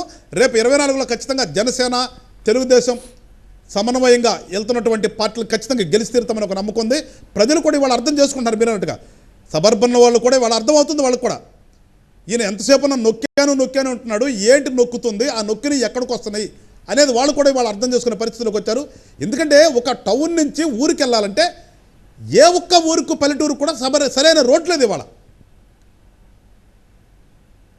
సక్రమంగా ఎక్కడా కూడా ఇన్ఫ్రాస్ట్రక్చర్ లేదు ఇవాళ. ఒక రైతు పంట పండించుకోవడానికి పంట కాలం లేవు, ఎక్కువ వర్షం వస్తే వెళ్ళడానికి మురుగు కాలం లేవు. ఇవన్నీ కూడా చూస్తున్నారు వాళ్ళు గమనించి ఖచ్చితంగా వాళ్ళు వస్తే డబ్బులు తీసుకుంటూ వచ్చుకేమో కానీ ఓటైతే ఖచ్చితంగా ఈ యొక్క కూటమికే ఓటేస్తారని చెప్పేసి ఒక నమ్మకం అయితే మాకు కలిగింది ఇవాళ. జనం కూడా అట్లాగున్నారు, ఖచ్చితంగా ఓవర్కమ్ అవుతారు గారు. కాలర్ లైన్ లో ఉన్నారండి ఫ్రమ్ చికాగో, కృష్ణ గారు. హలో కృష్ణ గారు. మేడం సార్ నమస్తే సార్. వెంకటరావు గారు, నాకు ఒక వెర్షన్స్ ఉన్నాయి సార్, 3 వెర్షన్స్ ఉన్నాయి సార్. నిజంగా పవన్ కళ్యాణ్ గారు చాలా పెద్ద అదృష్టవంతులు సార్. ఎంతో నిర్మలమైన మనసున్న మంచి మనిషి, నిష్కలంకుడు అయిన చంద్రబాబు నాయుడు గారి ఆశీస్సులు వాళ్ళిద్దరితో మంచి జంట కుదిరింది సార్. గంట దగ్గర వంతా అని అంటుంటాం కదా, అలాగే వాళ్ళిద్దరూ మంచి జోడీ కుదిరింది సార్. ఈ జోడీ సక్సెస్ఫుల్ గా ఎలక్షన్కి వెళ్ళాలని కోరుకుంటున్నాను. నా ఫస్ట్ పాయింట్ సార్. రెండో పాయింట్ ఏంటంటే సార్, మనం రాజధాని గురించి ఎక్కువసేపు మాట్లాడుతూ ఉంటాం కదా. భారతదేశానికి కూడా ఒక రాజధాని ఉంది కదా సార్, ఢిల్లీ. ఒక రాజకీయవేత్త కింద కాకుండా ఒక సామాన్య మానవుడికి, సామాన్యమైన ఇండియన్ సిటిజన్ కింద మీరు ఢిల్లీ ఎన్నిసార్లు వెళ్ళారు, ఏ అవసరాల కొద్దీ వెళ్ళారు సార్? యాజ్ అ పొలిటీషియన్ కింద కాదు సార్ నేను మాట్లాడుతుంది. ఢిల్లీ కూడా మరి భారతదేశానికి రాజధాని కదా సార్. ఆ ఢిల్లీకి మీరు మీ వ్యక్తిగత అవసరాల గురించి, పొలిటికల్ ఇన్ఫ్లుయెన్స్ లేకుండా, పొలిటికల్ అవసరాలతో కాకుండా మీరు ఏదైనా అవసరం గురించి ఢిల్లీకి వెళ్ళవలసి వచ్చిందా అన్నది నాకు చెప్పగలుగుతారని నేను ఆశిస్తున్నాను సార్. Thank you.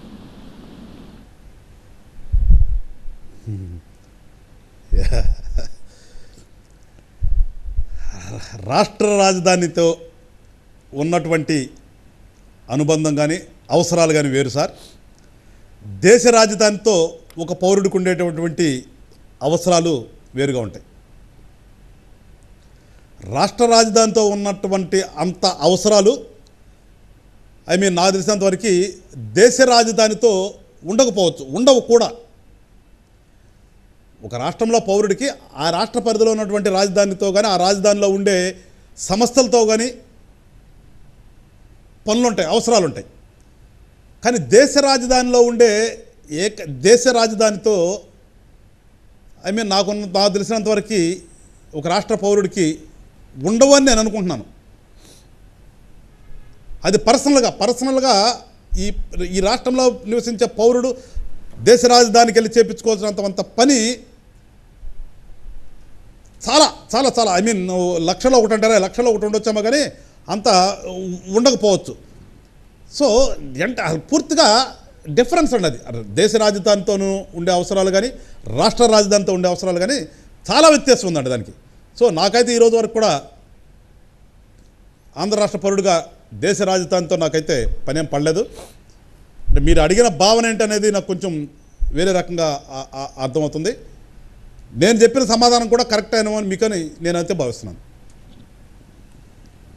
ఎస్, మరి ఈసారి పవన్ కళ్యాణ్ గారు ఎక్కడి నుంచి పోటీ చేయబోతున్నారు? ఈ ప్రశ్నకు మీ దగ్గర, మీలాంటి నాయకుల దగ్గర సమాధానం ఉందా అండి?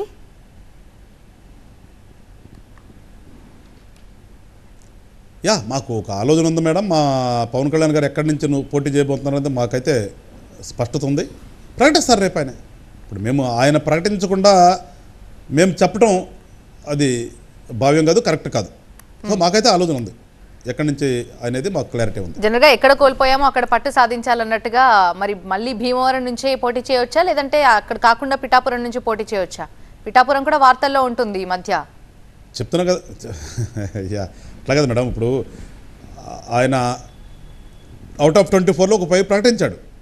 ప్రకటించకుండా ఉన్నట్టే మీరు అన్నట్టుగా నేను మీకు ఎట్లా కూడా లీక్ చేద్దాను. కానీ ఒక 5 ప్రకటించి ఆపినప్పుడు అది నేను ఎట్టి పరిస్థితుల్లో కూడా సరే, అది హోల్డ్ చేసినప్పటికీ పిఠాపురం నుంచి ఒకవేళ పవన్ కళ్యాణ్ ఒకవేళ ఆ ప్లేస్ నుంచి పోటీ చేస్తే ఖచ్చితంగా ఓడిపోతారని ఇప్పటికే మంత్రి జోగి రమేష్ ఆల్రెడీ కమెంట్స్ చేశారు. ఆ ప్లేస్ కి సంబంధించి ఒకవేళ అక్కడ నుంచి పోటీ చేస్తే అని. సేమ్ భీమవరం సిచ్యువేషన్ పిఠాపురంలో రిపీట్ అవుతుంది అంటున్నారు. దీనికి మీ కౌంటర్ ఏంటి? పిఠాపురంలో జనసేన బలం ఏ విధంగా ఉందంటారు? మంత్రి యా ఇప్పుడు అట్లా కదండి. ఇప్పుడు ఎవరైతే అన్నాడో కామెంట్ చేసిన అతని వ్యక్తి ఈ రాష్ట్రంలో మంత్రి. నేను ఇందా చెప్పినట్టుగా ఏ శాఖ ఆయన తెలియదు, కానీ మంత్రి. అక్కడ ఉన్నటువంటి నియోజకవర్గాన్ని వదిలిపెట్టి పక్క నియోజకవర్గం ఎంత పోయాడు ఆయన? ఇక్కడ వాడిపోతాడా? ఉన్నటువంటి నియోజకవర్గంలో వాడిపోతానని బయటికి వెళ్ళాడా? దేనికి వాళ్ళ నాయకుడు పంపించాడు బయటికి? ముందు ఏదో చెప్తారు గురిగింద సామెత. గురిగింద సామెతలాగా ఆయన దాన్ని చూసుకోమనండి. మేము గెలుస్తామా వాడిపోతామో అనేది రేపు తెలియపోతుంది కదా. దానికి కంగారు అవసరం లేదు వాళ్ళకి. ప్రతిదానికి పాపం కంగారు పడిపోతున్నారు. నిజానికి పిఠాపురంలో జనసేన బలం ఏ విధంగా ఉందండి?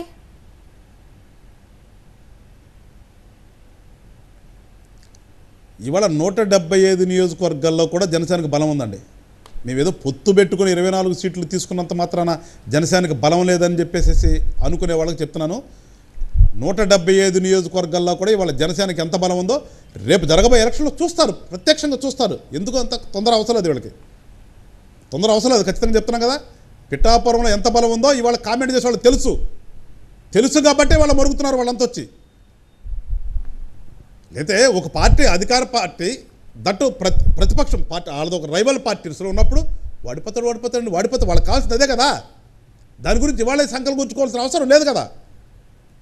కానీ వాళ్ళకు భయం, ఎంత మెజారిటీ వస్తుందో పవన్ కళ్యాణ్ గారి నుంచి ఉన్న సట అనేది భయం వేసి ఆ భయం నుంచి నెగటివిటీ తీసుకురావాలి, నెగటివిటీ ప్రచారం చేయాలి. దానికోసం వాళ్ళు తహతలాడుతున్నారు. కాలర్ లైన్లో ఉన్నారండి కెనడా నుంచి చంద్రశేఖర్ గారు. హలో అండి. హలో అండి, బాగున్నారా? బాగున్నా అండి, మీరు ఎలా ఉన్నారు? బాగున్నా అండి. ఒకసారి వెంకటేశ్వర గారితో మాట్లాడదాం. క్వశ్చన్ అండి. నమస్కారం సార్.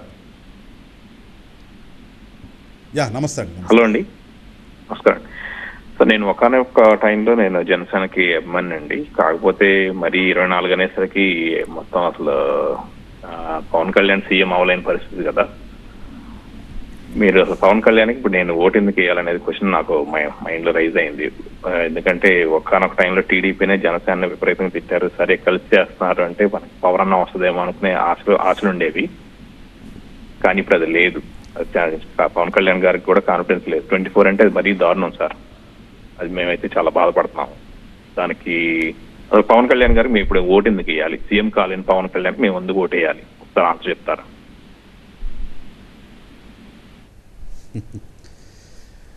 ఒకటి చంద్రశేఖర్ గారు, మీరు గమనించాల్సిందంటే మన ప్రజాస్వామ్యంలో డైరెక్ట్ ఎలక్షన్ కాదు. మంది డైరెక్ట్ ఎలక్షన్ కాదండి. 175 మంది ఎమ్మెల్యేల నుంచి శాసనసభ పక్ష నేతగా ఒకళ్ళు ఎన్నుకుంటారు. మీరన్నట్టుగా ఇవాళ ఒకళ్ళే ఎవరైతే పార్టీకి ఉంటారో వాళ్ళే అవ్వాలనేది ఏం లేదు. మారిన సందర్భాలు చాలా ఉన్నాయి, మీరు ఒకసారి గుర్తుపెట్టుకోండి.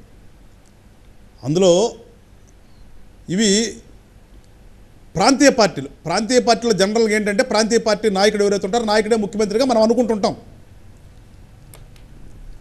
అంత మాత్రాన మారకూడదనే లేదు. 24 సీట్లు తీసుకున్నంత మాత్రాన పదవి రాదని చెప్పేసి మీరు ఏదైతే అనుకుంటున్నారో అది కూడా కరెక్ట్ కాదు. ఏమైనా జరగచ్చు రేపు. కానీ ఇక్కడ మీరు విన్నారు ఆల్రెడీ నేను ఒకనొక టైంలో అభిమాని అని. మీ అభిమానాన్ని అట్లాగా ఉంచండి సార్, మీ అభిమానాన్ని అట్లాగా ఉంచండి. అభిమానం అనేది మనకు మనిషి మీద కలిగే అభిమానం, కానీ అతనికి ఏదో అవుతాడనే అభిమానం కాదు కదా మీది బేసిక్గా పవన్ కళ్యాణ్ గారు పార్టీ మీద అభిమానం. ఇవాళ ఏదో రాదని మీరు ఏమీ ఆలోచించాల్సిన అవసరం లేదు. ఖచ్చితంగా మీరు ఏదైతే అనుకుంటున్నారో అనుకున్నది జరగవచ్చు. అందుకని మీరేమీ నిరుత్సాహపడాల్సిన అవసరం లేదు. 24 అనేదేమి తక్కువ సంఖ్య ఏమి కాదు. 24 తీసుకున్నంత మాత్రాన మీరు ఊహించినట్టుగా అవ్వటానికి అవకాశం లేదని మీరు అనుకోవద్దు. There is every possibility.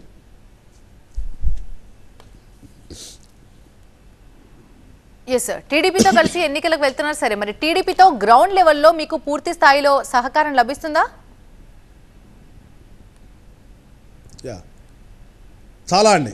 ఇప్పటి వరకు కూడా చూస్తున్నాం కదా, పుత్తన్న దగ్గర నుంచి కూడా మాకు గ్రౌండ్ లెవెల్ నుంచి మీన్ లోయర్ క్యాడర్ దగ్గర నుంచి గ్రామాధ్యక్షుల దగ్గర నుంచి అనుకుంటే గ్రామాధ్యక్షులతో మండల అధ్యక్షులు కానీ జిల్లా కమిటీ సభ్యులు కానీ అందరూ కూడా చాలా సమన్వయంగా ఇప్పటివరకు కూడా కార్యక్రమాలు కలిసి బాగా చేస్తున్నారు. ఎక్కడ కూడా పొరపచ్చలేవు. చిన్న చిన్న పొరపచ్చం ఏదైనా ఉందంటే సీటు ఆశించినటువంటి నాయకుల దగ్గరే, కానీ క్యాడర్ కానీ ఓటర్ కానీ చాలా స్పష్టంగా ఉన్నారు. అందు గురించి అది తెలుసు కాబట్టి ఈ వైఎస్ఆర్ లీడర్లు అందరూ కూడా రకరకాల మాటలు మీడియా ముందుకు వచ్చి మాట్లాడతాను. కారణం అంతమించేం లేదు, చాలా స్పష్టంగా ఉంది. చిన్న చిన్న అపోహలు కానీ చిన్న చిన్న మనస్పర్ధలు కానీ ఓన్లీ నాయకుల దగ్గరే ఉన్నాయి. అవి కూడా సరవుతాయి అన్న రోజుల్లో. టీడీపీ జెండాను మోయటమే పవన్ కళ్యాణ్ ఏకైక లక్ష్యం అనేది వైసీపీ నాయకుల నుంచి వినిపిస్తున్న మాట. దీనికి మీరేం చెప్తారు?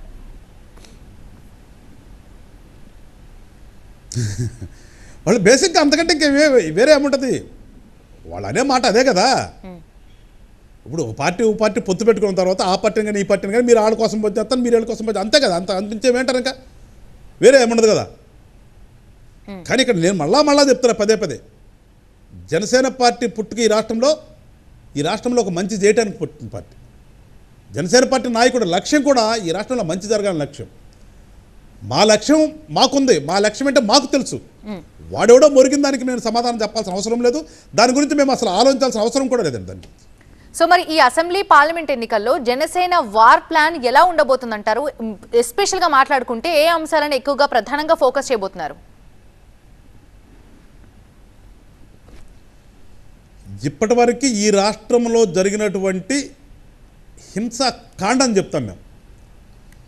ఎలాంటి అభివృద్ధి జరగకుండా ఆయన ఎంతసేపు నేను నొక్కాను అంటున్నాడే, ఆ ఏమి నొక్కాడు, ఏమి జరిగింది అవి చెప్తాం ప్రజలకి. అసలు ఒక ప్రభుత్వం చేయాల్సిన పనిని, ఒక ప్రభుత్వం విధిని, అసలు ప్రభుత్వం అంటే ఏంటి అనేది ఏమీ తెలియనటువంటి ఒక సమూహంతో ఉన్నటువంటి పార్టీ వైఎస్ఆర్ పార్టీ అనేది వాళ్ళ ప్రజలకు అర్థమైంది. అది చెప్తాం ప్రజలకు మేము.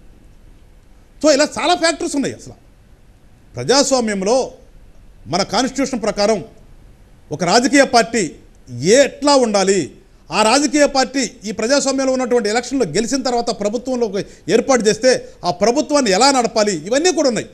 ఇవన్నీ వ్యతిరేకంగా ఈ జగన్మోహన్ రెడ్డి గారు అనే వ్యక్తి ఏం చేశాడు అనేవన్నీ కూడా రేపు ప్రజల్లోకి తీసుకెళ్తాము. ఖచ్చితంగా ప్రజలు ఇప్పటికే తెలుసు. ఆ తెలిసిన దానికి ఇంకొంచెం మేము ఎనలైజ్ చేసి చెప్తాము. ఖచ్చితంగా వాళ్ళు జనసేన తెలుగుదేశం యొక్క పొత్తుని, భాగస్వామ్యాన్ని వెల్కమ్ చెప్తున్నారు, ఆశీర్వదిస్తారు. వాళ్ళ ఆశీర్వాదాన్ని మేము తీసుకుని ఖచ్చితంగా మేము కూడా మా విధి ఏంటి, గెలిచిన తర్వాత ఆ విధి సక్రమంగా ఈ రాష్ట్రంలో చేస్తాము. ప్రజల మన్ననలు పొందుతాము. చాలా కాలాల పాటు ఈ సమన్వయం అట్లాగా వెళ్ళి ఈ రాష్ట్రం కోసం పనిచేయాలని చెప్పేసి మేము కోరుకుంటున్నాం. చేస్తామని కూడా చెప్తున్నాను నేను. Yes sir. ఇక మిగతా టాపిక్ వస్తే ముద్రగడ పద్మనాభం ఇంటికి పవన్ కళ్యాణ్ వెళ్తారంటూ మొన్నటి వరకు వార్తలు జోరుగా వచ్చాయి. మరి ముద్రగడ విషయంలో మీ పార్టీ స్టాండ్ ఏంటి? ఆయన్ని పార్టీలో చేర్చుకుంటారా, లేక ఆయన సహకారం మరో రూపంలో తీసుకుంటారా? ఇవాళ ఆయన లేఖ కూడా మనం ఒకసారి విన్నట్టయితే చాలా ఆగ్రహావేశాలకు లోనే లేఖ రాసినట్టు తెలుస్తోంది. దీనికి సంబంధించి అసలు మీ స్టాండ్ ఏంటి, ఎలా ఉండబోతుంది మీ పార్టీ తరఫున? ముద్రగడ గారింటికి పవన్ కళ్యాణ్ గారు వెళ్తాను అన్నదైతే మాకైతే తెలియదు మేడం. అది మరి ఏమైనా చెప్పారని తెలియదు. కానీ మాకు ఒక రాజకీయ పార్టీ నాయకుడిగా ఈ రాష్ట్రం మంచి కోరుకుంటున్నాడు కాబట్టి ఎవరైతే ప్రజల కోసం మంచి చేయాలనుకున్న వ్యక్తులు ఉన్నారో వాళ్ళందరూ కలవాలి అనే ఆలోచన ఉండటం అనేది సహజం. అది మంచి పరిణామం కూడా. మరి ఆయన చెప్పినట్లుగా మరి మా నాయకుడు ఆయనకి మాట ఇచ్చాడా లేదా అనేది మాకైతే తెలీదు. ఒకవేళ ఆయనకి చెప్పి వెళ్ళకపోతే ఆయన రియాక్ట్ అంతగా అవ్వాల్సిన అవసరం కూడా లేదు. ఆయన కూడా ప్రజల మంచి కోరుకునేవాడైతే ఆయన వచ్చి కలవచ్చు. నేను మీ ఇంటికి వస్తానని చెప్పాను, నాకు కుదరలేదు. కుదరనప్పుడు అరే వస్తానన్నాడు పాపం రాలేకపోయాడు, ఏమి ఇబ్బంది వచ్చిందో అని ఆయన రావచ్చు. అది రెసిప్రోకలు. సమాజంలో బతుకున్నటువంటి మనుషులు చేసే పని అది. కానీ దానికి విరుద్ధంగా ఇవ్వలేదు, ఆయన ఆగ్రహవేశాలతో లెటర్ రాశాడు అంటే దానికి మేమేదో స్పందించాల్సిన అవసరం అయితే లేదనుకుంటున్నాం. మేము మాతో మంచికి కలిసి వచ్చే వాళ్ళతో వెళ్తానని చెప్పి మా నాయకుడు పదే పదే చెప్తున్నాడు. ఆయనకు కూడా ఈ రాష్ట్రంలో మంచి చేయాలి అనే ఆలోచన ఉంటే కలిసి వస్తాడు, కలిసి వస్తే స్వాగతిస్తాం. అంతేగాని మేమేదో ఇంటికెళ్ళి బొట్టు పెట్టి ఆయన కాళ్ళు గడిగి తీసుకొచ్చి కూర్చోబెట్టుకోవాలనే ఆలోచన కనుక ఆయనకుంటే అది నా వ్యక్తిగతంగా అయితే రాజకీయాల్లో అది కరెక్ట్ అని నేనైతే అనుకోవట్లేదు. మరి ఆయనకి అలాంటి భావన ఉంటే కనుక అది మా నాయకుడికే తెలియాలి. నాకైతే కాలర్ లైన్ లో ఉన్నారండి ఫ్రమ్ శ్రీలంక. రాయపాటి చౌదరి గారు ఎస్ క్వశ్చన్స్ అడగండి.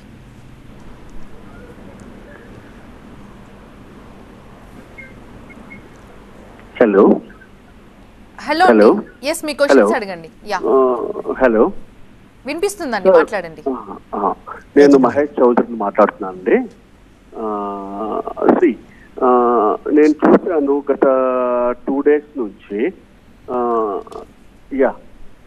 గత 2 days నుంచి చూశాను. బట్ ఏంటంటే నిన్న మాట్లాడుకున్నటువంటి మీటింగ్లో తొక్కేస్తాను పెట్టేస్తాను అనే దాని వలన జగన్ రెడ్డిని తొక్కేస్తాను పట్టేస్తాను, అదే నా ఎజెండా, నాకు సంబంధం లేదు, అలాంటి వాటి వల్ల మన పార్టీకి నష్టం కలగదా? అలాంటి మాటలు అవసరమా?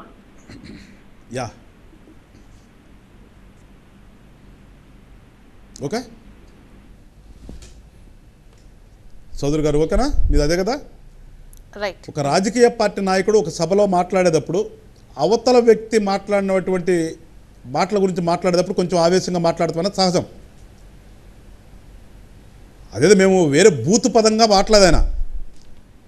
ఎందుకంటే వాళ్ళు మేము 24 సీట్లు తీసుకున్నామని చెప్పేసి వాళ్ళ పార్టీ నుంచి సోషల్ మీడియాలో చేస్తున్నటువంటి ఆ క్రిటిక్స్ గురించి మాట్లాడుతూ వామనుడు అనే వ్యక్తి ఇంత పొట్టివాడాను, ఏ రకంగా బలిచక్రవర్తిని తొక్కేశాడని ఒక ఉదాహరణగా చెప్తానికి వాడిన పదమే అది. దాని గురించి ఏమీ పెద్దగా మనం ఏదో ఆలోచించాల్సిన అవసరం లే. అది ఒక పురాణ గాథను చెప్పాడు ఆయన. చిన్న ఏంటి పెద్ద ఏంటి, లేదంటే ఎక్కువ ఏంటి తక్కువ ఏంటి, ఒక మంచి చేయాలనే ఆలోచనతో వెళ్తున్నప్పుడు దాంట్లో పెద్ద చిన్న ఉండదు.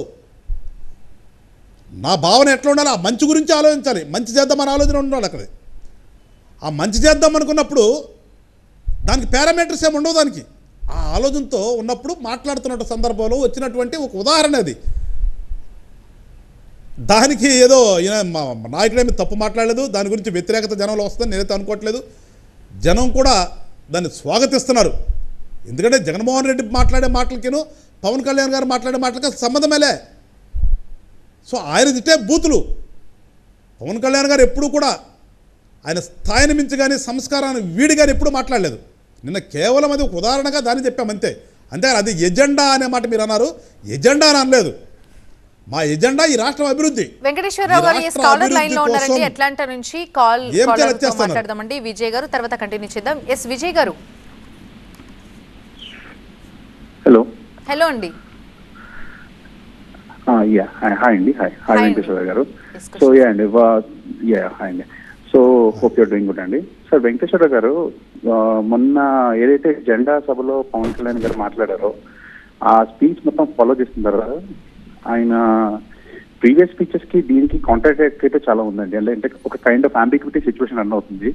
ఇదే పవన్ కళ్యాణ్ గారు ఒక లాస్ట్ 1 year అంటే last year around March April ఆ టైంలో తిరుగుతూ మనకి 30% ఓటు బ్యాంక్ పెరిగింది, మనం చాలా స్ట్రాంగ్ గా ఉన్నాం, అన్ని చోట్ల మనకి అభ్యర్థులు ఉన్నారు, సేమ్ టైం మనం ఎక్కువ ఓటింగ్ శాతం కూడా పెరిగింది అని చెప్పిన ఆయన అదే పవన్ కళ్యాణ్ గారు మళ్ళీ ఒక మీటింగ్కి వచ్చి నిన్న వచ్చి మనకి ఓటు బ్యాంక్ లేదు, ప్రాపర్గా బూత్ లెవెల్ కమిటీస్ లేవు, 800 మంది ఏజెంట్లు లేరు, మనకు స్ట్రాంగ్ పార్టీ కాదు, అట్లానే మనం ఇంకా వీక్ గా ఉన్నాం అని అంటుంటే ఈ సార్ అదే పవన్ కళ్యాణ్ గారు లాస్ట్ ఇయర్ మాట్లాడినప్పుడు జనసేన వాళ్ళు హోప్స్ పెట్టుకోవడం అనేది చాలా జరిగిందండి.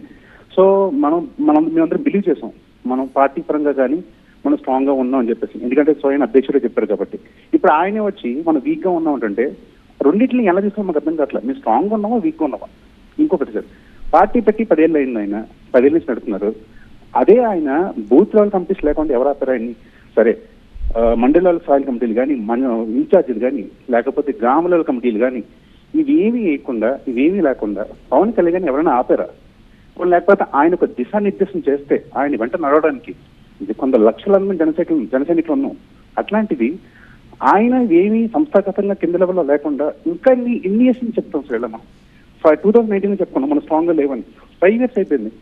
5 years తర్వాత కూడా మళ్ళీ మనం అదే మాటలు చెప్పుకుంటున్నాం అంటే మనం డిపెండ్ అవ్వాల్సిన అవసరం ఏంటి ఇక్కడ? అంటే నిన్న ఆయన చూసినప్పుడు ఆయన స్పీచ్ అంతా విన్న తర్వాత 24 seats తీసుకున్నందుకు జన సైనికులు హర్ట్ అయ్యేది ఎంత వాస్తవం? ఆయన కన్విన్స్ చేయకుండా రివర్స్ లో నన్ను ప్రశ్నించద్దు, నన్ను చెయ్యొద్దు అని ఎట్లా అంటుంటే సరే ఒక కామన్ ఓటర్గా కానీ లేకపోతే ఆయన అభిమానించే వ్యక్తులుగా కానీ అది ఎట్లా డైజెస్ట్ చేసుకోవచ్చు సార్? అంటే మాకు అర్థం కావట్లేదు సార్. మేము తొక్కేస్తాం, మేము చేసేస్తాం, మేము అతపాలతో తొక్కేస్తామని మాట్లాడుతూ ఉంటే సరే ఇది ప్రజాస్వామ్యంలో ఇది ఎంతవరకు కరెక్ట్? మాకు అది మేము నిజంగా చెప్తున్నాం సార్. పవన్ కళ్యాణ్ గారికి ఎంతవరకు రీచ్ అవుతుందో తెలియదు కానండి. రైట్ విజయ్ గారు మీరు అడిగిన క్వశ్చన్స్ కి ఆన్సర్ ఇస్తారు వెంకటేశ్వరరావు గారు. ఎస్ సార్, కంటిన్యూ చేయండి, వారధి కూడా టైం అవుతుంది. విజయ్ గారు ఇప్పుడు తొక్కేస్తాను అనేది కేవలం రాజకీయ ఉపన్యాసంలో మాట్లాడండి, అది పర్సనల్గా ఆయన కాదు. రాజకీయంలో ఆ పార్టీ చేస్తున్నటువంటి ఇప్పుడు రాజకీయంలో ఎప్పుడు కూడా ఒక పార్టీ ఓడిపోవాలి, ఒక పార్టీ గెలవాలి. ఆ కంటెస్ట్లో మాట్లాడే తప్పితే అంతవరకు చూడండి. మీరు పర్సనల్గా ఏదో జగన్మోహన్ రెడ్డి గారిని తొక్కుతాం అనేది ఏదో బురదలో పెట్టి తొక్కుతామా, అది కాదు కదా. ఇక్కడ రాజకీయ ఉపన్యాసం పార్టీ టు పార్టీ, అంతవరకే ఒకసారి ఆలోచించండి. ఇకపోతే బలం లేదనే మాట కాదు ఆయన మాట్లాడింది. ఇప్పుడు అక్కడ ఏమైందంటే ఎప్పుడైతే ఈ 24 సీట్లని తీసుకున్న దగ్గర నుంచి 2-3 రోజుల నుంచి కొంతమంది కావాలని చెప్పి పని కట్టుకుని ఒక విధమైన ప్రచారాన్ని చేస్తున్నారు. ఆ ప్రచారాన్ని తిప్పికొట్టడం కోసం ఆటోమేటిక్గా కొంచెం భావోద్వేగం ఉంటుంది. ఆ భావోద్వేగంలో మాట్లాడుతూ కొంచెం మనం ఇంకా స్ట్రాంగ్ కాలేదు కొన్నిసార్ల. ఎందుకంటే ఇవాళ పూర్తిగా ఎవరు ఒప్పుకోకపోయినా కానీ పాలిటిక్స్ అంటే పూర్తిగా మనీతో ముడిపడిపోయింది. ఇవాళ రాజకీయం అంటే సేవ అనే పదం పోయింది. ఈ రాజకీయాలని వాళ్ళు ఏం చేశారు ఆంధ్ర రాష్ట్రంలో, మరీ ముఖ్యంగా చెప్తున్నా ఆంధ్ర రాష్ట్రంలో అది ఒక వ్యాపారం అయిపోయింది. రాజకీయం కూడా ఒక వ్యాపారంలాగా తయారు చేశారు వాళ్ళు. ఇలాంటి పరిస్థితుల్లో ఉన్న దాన్ని కొంచెం ఆ భావోద్వేగంలో మాట్లాడిందే కానీ ఇవాళ జనసేన పార్టీ బలంగా లేదనో లేదంటే కమిటీలు లేవనేది కాదు. దాదాపుగా ఆల్మోస్ట్ ఆల్ కమిటీలు ఉన్నాయి. కొంచెం ఆ భావోద్వేగంలో మాట్లాడుతూ అట్లా ఒక వర్డ్ స్లిప్ అయిందే కానీ ఎక్కడ కూడా పవన్ కళ్యాణ్ గారు మితిమీరి ఏమీ ఆయన స్లిప్ అయి మాట్లాడలేదు. మీరు అన్నట్టు యాంబిగ్యూటీ ఏం లేదు. అప్పుడు మాట్లాడిన దానికి ఇప్పుడు మాట్లాడేది ఒకటే మాట. అప్పుడేదో ఉందని ఇప్పుడు లేదని అన్నారన్నది అది కరెక్ట్ కాదు. కొంచెం నిన్న ఆ భావోద్వేగంలో అట్లా మాట్లాడాడు, అంతేగాని అంతకుమించి ఎక్కడ కూడా అప్పుడు ఉంది ఇప్పుడు మాకు బలం లేదని. ఇప్పుడు నేనే కూడా చెప్తున్నాను, జనసేన పార్టీ ఆంధ్ర రాష్ట్రంలో చాలా బలంగా ఉంది, చాలా బలంగా ఉంది. కానీ ఇప్పుడున్నటువంటి పరిస్థితులకు అనుగుణంగా ఖచ్చితంగా ఈ ప్రభుత్వం మారాలి, మారితేనే ఆంధ్ర రాష్ట్రానికి మళ్ళీ భవిష్యత్తు ఉంది అనే ఒకే ఒక ఎజెండాతో ఇవాళ మేము ఆ పార్టీతో పొత్తు పెట్టుకుని వెళ్తున్నాం. అంతేగాని పొత్తు పెట్టుకున్నంత మాత్రం జనసేన పార్టీ నుంచుంటే వాళ్ళు గెలవదో ఓడిపోద్దనే కాదు. 100% మాకు మా మీద కాన్ఫిడెన్స్ ఉంది. అయినప్పటికీ కూడా ప్రజల కోసము రాష్ట్రం కోసం ఒక్క ఛాన్స్ కూడా వదులుకోకూడదు అనే ఒకే ఒక్క ఆలోచనతో ఇవాళ పవన్ కళ్యాణ్ గారు ఆ పార్టీతో తెలుగుదేశంతో పొత్తు పెట్టుకుని వెళ్తానని చెప్తే పొత్తు పెట్టుకున్నంత మాత్రాన మాకు బలం లేదు, మాకు నుంచోడానికి అభ్యర్థులు లేరు, మాకు కమిటీలు లేవు అనేది కానే కాదండి. ఒకసారి మీరు try to understand Janasena party లక్ష్యం ఆంధ్ర రాష్ట్రం బాగుండాలని అదే ఆలోచనతోనే మేము వెళ్తున్నాం తప్పితే ఎక్కడ కూడా మేము పూర్తిగా రాజకీయమే మా పరమావధి అన్నది కాదు. మేము రాజకీయం అంటే సేవ అనుకుంటున్నాం. ఆ పార్టీ రాజకీయాలంటే సంపాదించుకునే ఒక ఒరవడి. అదే ఇందా చెప్పిన రాజకీయాలను కూడా వ్యాపార సంస్థలు చేశారు, అది ఒక సంస్థలా చేశారు. రాజకీయాలను కూడా ఇవాళ వ్యాపార సంస్థలా చేశారు. కానీ మాకు రాజకీయాలంటే సేవ మా పార్టీకి కానీ మాకు కానీ. అందుకని మాకు వాళ్ళకు ఉన్నటువంటి వ్యత్యాసం అది. ఆ వ్యత్యాసం చెప్పే ప్రయత్నంలో కొంచెం భావోద్వేగానికి నేను లోనయ్యారు. ఆ లోన నుంచి వచ్చిన మాట్లాడి రైట్. థ్యాంక్ యూ అండి వారధి కార్యక్రమంలో జాయిన్ అయినందుకు. ఎస్, థ్యాంక్ యూ అండి. ఇది వాళ్ళ వారధి. చూస్తూనే ఉండండి టీవీ9.